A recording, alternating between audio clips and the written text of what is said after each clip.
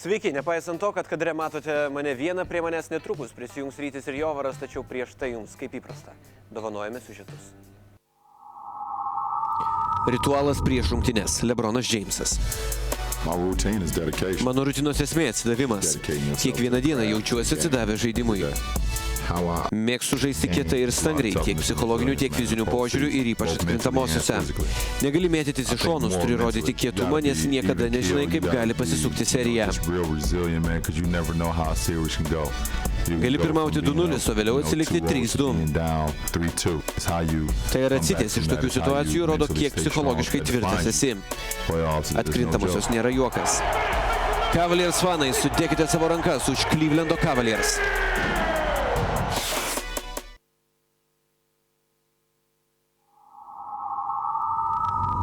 Mano kelionė, Festus Ezeli.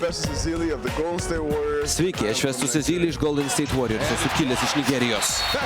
Ir blokas Festus Ezeli. Mes Afrikoje, džiaugiuosi galėdamas atvežti krepšinį į Afriką.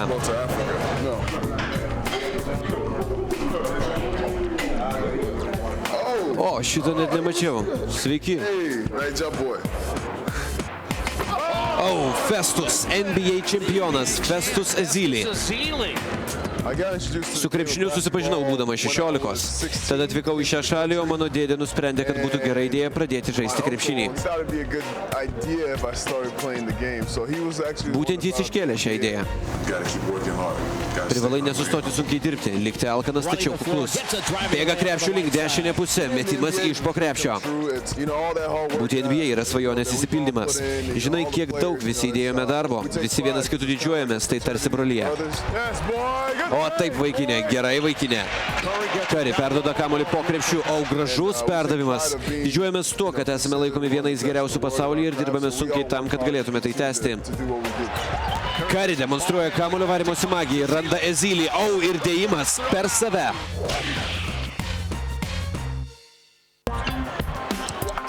Draymondas palei galinę liniją ir jo dėjimas. Sveiki, čia 24 sekundžių rubrika su manimi Draymondu Greenu. Man labiau patinka svetainė nei virtuvė. Mėgstu gulinėti. Po truputį, atsipalaiduoti. Mano geriausias draugas komandoje. Visa komanda gan artima, bet galbūt sakyčiau Stefas. Geriausi draugai aikštelėje. Rinkčiausi jėgą prieš greitį. Čia raumenų demonstravimas, tai tiek. Viskas. Kągi, keliamės į pokalbį, ar Warriors jau yra NBA čempionai? Tai kaip ir planavom tikriausiai bent jau, kai prasidėjo atkrintamosios žaidynės, atkrintamosios varžybos, tai tikrai taip. Niekas nepasikeitė, kaip ir mąstėme, man atrodo, kad kas laimi vakarų konferenciją, tas laimės ir NBA finalus. Kol kas taip ir atrodo ir nemanau, kad Cavalierus yra šansų iš tos 3-1 duobės išlipti. Tai kitos rungtynės bus paskutinės, Ryti? Turėtų būti. Jeigu ir nebus, tai kažkurios kitos bus paskutinės, bet tikrai nelaimės Clevelando Cavaliers iš tos serijos. Klausimas tau buvo, ar Warriors jau yra čempionai, tai aš atsakysiu taip, Warriors vis dar yra čempionai ir netrukus vėl bus čempionai. Labai skambus posakis, o kas taps finalo naudingiausių žaidėjų? Stefas Curry turėjo ir prastesnių rungtynių, gal ne jis? Čia sudėtingas klausimas, žiūrint į dabartinę situaciją, tikrai Stefas turėjo tokių nelabai gerų savo rungtynių, bet paskutinės sužaidė tikrai neblogai, 38 taškai, 7 tritaškai, tai toksai tinkantis jam pasirodymas, jeigu jis žais lygiai taip pat gerai ir 5 varžybas, tada aš jį gal ir kelčiau pagrindinę vietą, bet kol kas man du pagrindiniai kandidatai MVP, mano nuomonė, yra Andrej Iguodala, kuris dar kartelį galėtų laimėti 2 kartus jau MVP titulą. Bet niekas prieš finalus šį kartą jau tikrai nebūtų pasakęs, kad... Tikrai ne, niekas nesitikėjo, bet vėlgi matom situaciją panašią, kad ir Klejus Thompsonas ir Stefas Curry neatrodo tikriausiai taip, kaip žmonės iš jų tikėjosi, kad jie atrodys, bet komanda laimi viskas gerai. Bet tai vyksta visose atkrintamosios. Jo, Currys be abejo turi tą dalyką, kad protingesni balsuotojai ir panašiai, jie žino, kad tie keliai, tos erdvės, kurios atsiveria Golden State komandai, kai žaidžia Currys, tai tas Currys gali nesumesti 20 taškų, kaip jis 3 rungtynės išėlės finalas padarė. Bet jisai tikriausiai bus atsakingas dėl aibės taškų, kurios sumetė jo komandos draugai, dėl to, kad visas dėmesys yra dažnai aikštelėje koncentruojamas į jį ir dėl to atsilaisvina plotai kitiems komandos nariams. Tai vien dėl to kažkas galėtų balsuoti ir atiduoti jam MVP titulą. Aš šiaip jau manau, kad kol kas pirmauja per nago juodimą, per Marytės plauką Andrei Iguodala. Ir antroje vietoje, jeigu mes šnekėtume apie MVP finalų, yra Draymondas Greenas. Iguodala yra dėl to, kad vis dar yra lygiai toks patikimas ir stabilus puolime, kaip kad jisai buvo. Ir be abejo, gynyboje atrodo tikrai įspūdingai.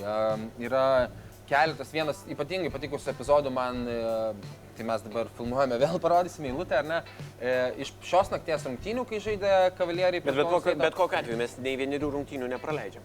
Tikrai taip. Taigi sakau, kad ypatingas epizodas, kuris labai nupiešia kokias pastangas ir kokį darbą atlieka Iguodala, tai jisai dengia Lebroną prie tritaškio, Lebronas veržėsi, jisai paskui jį ėjo kartu. Tada Lebronas atmetinėjo, nes jau iš po krepšio jis nebeturėjo vietos, kur atmesti, atmetinėjo Kevinui Love prie tritaškinius. Iguodala sugebėjo grįžti su Kevinu Love kartu iki tritaškinius, uždengti jo tritaškio metimą. Tada Love veržėsi, uždarė ir jo veržimąsi, tada jis atmetė Lebronui ir dar išmušė kamuolį Iguodalą iš Lebrono rankų. Tada, ta prasme, spėjo suvaikščioti per 5 sekundės nuo tritaškio iki baudos aikštelės ir atgal ir vėl atgal. Tai yra neįtikėtina ir jo gynybinės pastangos ir taip kaip Lebronui reikia dirbti dėl savo taškų, kai Iguodala įdengia, yra įspūdinga.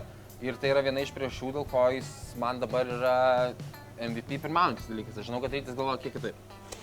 Gal Stefas Curry, kadangi yra didelė žvaigždė, aiškus lyderis, šiaip jau Golden State'o simbolis, gal jam tiesiog atiduos tą finalą MVP? Tai taip, aš manau, kad mano MVP yra Draymondas Greenas. Bet jeigu Stefas Curry sužais dar bent jau savo standartais vidutiniškas rungtynės uždaromajame mače, jam tiesiog tas MVP titulas bus duotas.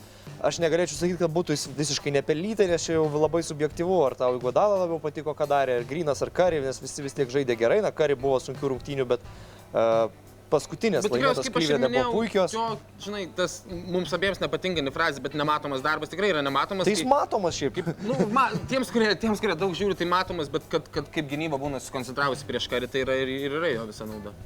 Tai Curry gaus MVP. Aš tiesiog sakau drąsiai, Curry gaus MVP. O jeigu ne Curry, tai kas? Kas yra antras? Draymondas Greenas ar Andrei Iguodala? Man asmeniškai Draymondas Greenas, bet čia sakau kažkokios, tai yra asmeninės pozicijos, kurios kažkiek subjektyvios, o tiesiog aš sakau, kad Curry gaus MVP, nesakau, kad jis buvo geriausias absoliučiai žaidėjas serijoje, bet jis gaus MVP, nes taip turi būti. Aš manau, kad gaus arba Iguodala, arba Greenas, nebent Curry sumes 9 tritaškius, pelnys 45 taškus. Bet tu kalbėjai apie tuos žmonės, kurie yra objektyviai verti MVP titulo. Bet yra ta kita pusė, kam realiausia, kad bus atiduotas MVP. Tai tu nemanai, kad... Ne, bet kokiu atveju tu nemanai, kad yra dvi skalės, sakykime, to vertumo ir to tikėtinumo, kad bus atiduotas MVP. Tai tu nemanai, kad yra tikėtina, kad Curry'ui bus duotas MVP. Nepaisant to, kad yra žmonių, kurie galbūt atrodė geriau. Dabartinėje situacijoje aš tikrai, kiek mes turim dabar 4 rungtynės, tai vienas, aš nemanau, kad Curry'ui atiduotų jie dabar MVP titulą. Šis priklausys, jeigu įspūdingos rungtynės iš Curry'o 5-osiose varžybose, tada galbūt. Dabar aš tikrai nemanau, kad jam atiduotų. Ir šiaip ir darytis toks gan įdomus trendas, šiek tiek 2014 metais laimėjo Kawhi Leonardas, ar ne, MVP. Tai irgi lygtais toksai, nėra dominuojantis iš esmės žaidėjas, bet ypatingai tuo metu nebuvo. Nes Spurs'uose nebuvo apskritai jokio dominuojančio žaidėjo. Iš tikrųjų, bet ta prasme, kad ir dabar, pavyzdžiui, praeitais metais Iguodala. Šiais metais labai realu, kad vėlgi, tarkim, Draymondas Greenas. Tai nėra tokie, kur standartiškai laimi NBA finalo MVP. Bet čia šiek tiek kitaip. Iguodala laimi būdamas su Curry ir Thompsonu. Leonardas... Aš tik tai sakau, kad įdomu, tarsi Leonardas laimėjo būdamas su Duncanu Žinobliu, Parkeriu. Rinkdamas po 15 taškų būdamas rezultatyviausias serijoje. Tai viskas tvarkoja, bet tai tarsi... Nėra tau kažkiek įdomu, kad... Ne, tai įdomu, aš tik sakau, kad nelabai palyginami dalykai yra Iguodalos MVP ir Leonardo MVP, mano nuomonė. Aš manau biškai kitaip, bet nespėlėsim. Leonardas šiaip jau buvo toks gal geresnis, gal prastesnis, galim ginčytis, bet jis buvo tarp lygių. Ir mes kitą vertus turime... Tai lygiai taip pat Iguodala buvo tarp lygių ir Iguodalos vidurkiai buvo... Iguodala yra tarp 2 kosmonautų, tarp 2 iš kitos planetos žmonių. Tas... Klėjus tada Iguodala yra šalia, bet Iguodala yra šalia lygos MVP, šalia 2-kart lygos MVP. Taip, tas tiesa. Spurs'uose nebuvo net MVP kandidato. Ar jis buvo reguliaraus MVP kandidatas? Tai va, aš apie tai ir kalbu. Buvo kažkada toks buvo. Tai jis kažkada buvo geriausias žaidėjas lygoje. Bet turime omeny, kad tai yra, kad nebuvo jis niekada geriausias. Buvo geriausias žaidėjas. Kobe Bryantas geriausias žaidėjas lygoje, tada LeBronas buvo geriausias. Taip. Tikrai taip. Ok, tvarkoj. Ne, gerai. Timas Duncanas buvo geriau įvertintas. Buvo porą sezonų, kai Duncanas žaidė geriausiai lygoje. Be abejo. Aš biškį erzinu Rytį ir šiaip mano meilė Kobe yra deganti, aš negaliu. Tu ką tik pripažinai, kad Kobe buvo metų, kai nebuvo geriausias žaidėjas lygoje. Ta prasme, Timas Duncanas yra geriausias sunkus kraštas NBA istorijoje ir vienas iš tikriausiai Taip, Aštuonių geriausių pakalbėkime apie tą antrąjį neva tai geriausią žaidėją lygoje, LeBroną Jamesą. Jisai panašu neįjungė savo žvėries režimą arba bent jau įjungė jį ne iki galo per finalus. Kodėl? Dėl to paties Iguodalos? Manau, kad tikrai viena iš didžiulių priežasčių yra Iguodala. Kitas dalykas, kita priežastis yra jam 31 metai, galų galia tą reikia suprasti. Kai prisimintume trečių varžybų jo alėjupą, kurį jis įdėjo, tai gal kartais atrodo, kad jam vis dar 26, kai jis ten virš lanko pakilo. Bet kai yra finalai, kai yra lemiamos varžybos, aš nežinau, ar jisai tikrai pridus ar nebeturi fizinių galimybių. Aš žiūrėjau būtent 7 klaidos. Neišnuovargio. Nu, klaidos jam būna ir iš nuovargio labai laisvai gali būti klaidos ir dėl geros gynybos gali būti klaidos, bet tikrai žiūrėdamas šios nakties rungtynės, ketvirtasias, kai buvo trečio kėlinio vidurys, lingalų ir dar buvo apylgios rungtynės. Ir tau visą laiką atrodo, blemba, tai yra tokios rungtynės, kur jeigu įsivaizduojame LeBroną 2007 metų, arba tų pačių 2007 su Pistonsais, arba tų pačių 2012 su Bostonu, kai žaidė ir jisai tenai 6 rungtynės 40 taškų. Tai lygis tokios rungtynės, kur, okei, LeBronas čia gali įjungti tą savo žvėries režimą ir pasimti ant savęs ir nieko tokio, kad kamuolys nejuda, 1-1 aš padarysiu viską pats. Ir aš net to šiek tiek laukiau, nu ir ne, ir neišėjo. Ir ar tai yra... Bet dėl ko? Tai nebuvo padaryta dėl kažko kito, dėl kitų komandos draugų, kad jie atsiskleistų. Golden State'as yra ypatingai gerai besiginant komanda. Andrei Iguodala yra... Pernai buvo. Kaip sakai? Ir pernai buvo, ir pernai LeBronas metė. Pernai Kyrie Irvingas netimdavo kamulio 50% atvejų iš LeBrono Jameso. Ketvirtam kėlinį buvo Kyrie Irvingo herojiškas krepšinis, ant LeBrono labai daug pilama, bet ketvirtam kėlinį skandino Clevelandą Kyrie Irvingas. Iš tikrųjų taip. Per 6 minutės nepadarė, ne tai, kad ne vieno rezultatyvaus perdavimo, nepadarė ne vieno perdavimo, bet padarė 8 netaiklius metimus ir 3 klaidas. Labai teisingai Rytis pastebėjo, aš irgi žiūrėdamas varžybas irgi galvojau apie tai, kad būtent izoliacinis krepšinis nėra kažkas naujo, nei NBA, nei Kavalieriams, nei jo labiau LeBronui, jisai kartais gerai tą padaro, bet esmė tame, kad LeBronui izoliacinis krepšinis yra, kad jisai protingai išnaudos, kažkas prie jo prišoks, jisai atiduos pasą ir panašiai.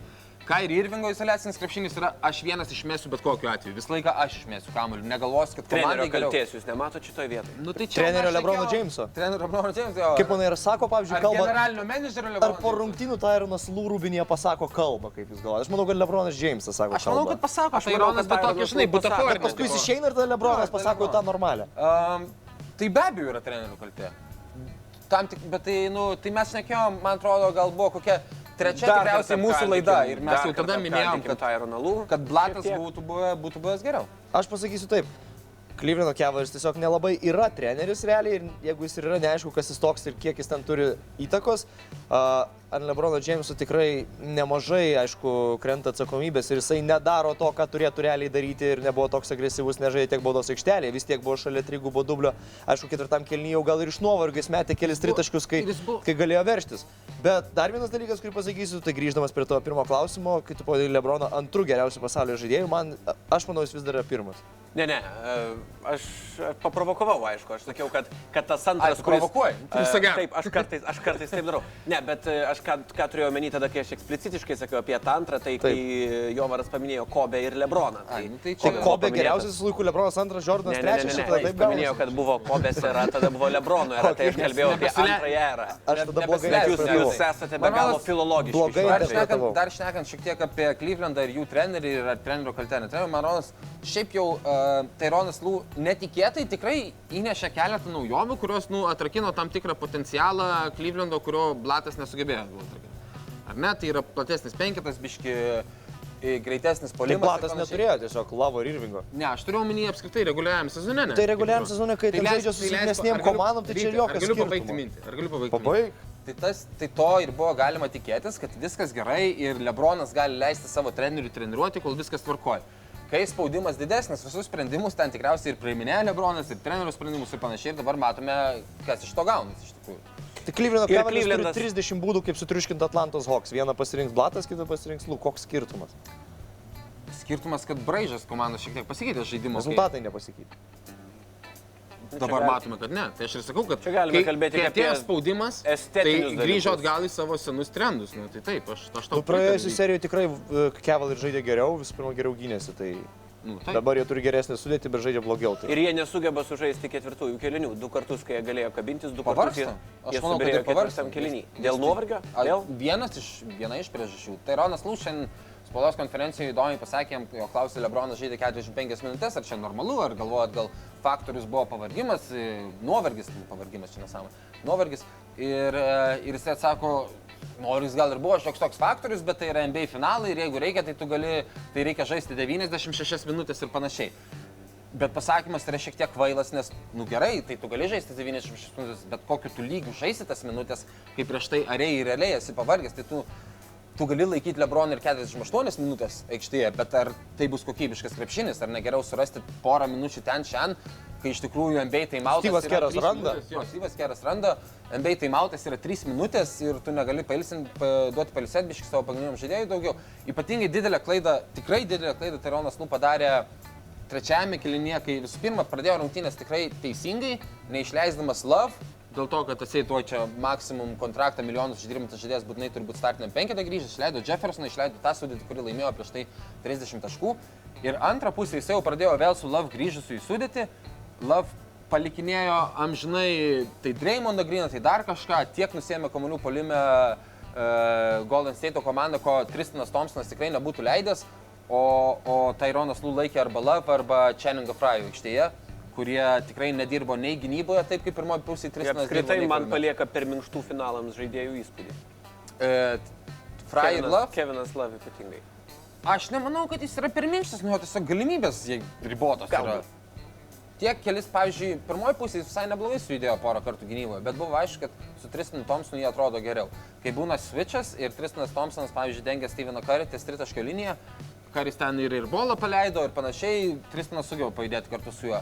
Fry'ui, Love'ui jokių šansų. Tai čia tikrai Tyrono Lue buvo klaida ir manau, jis pats tą pripažintų arba pripažįsta savo širdyje, gal tik reporteriams nepripažįsta, kad tikrai pražiūrėjau. Jis sako, kad tiesiog ketvirtam kėliny leidau savo geriausią penketą. Kad tai geriausias penketas nebent puolime, tai jisai tą pamiršo faktą. Pirmiausia, reikėjo apsiginti.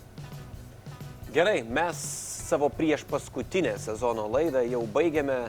Likite su mumis dar vienam kartui, o dabar atsisveikiname iki kitų susitikimų. Mamba out.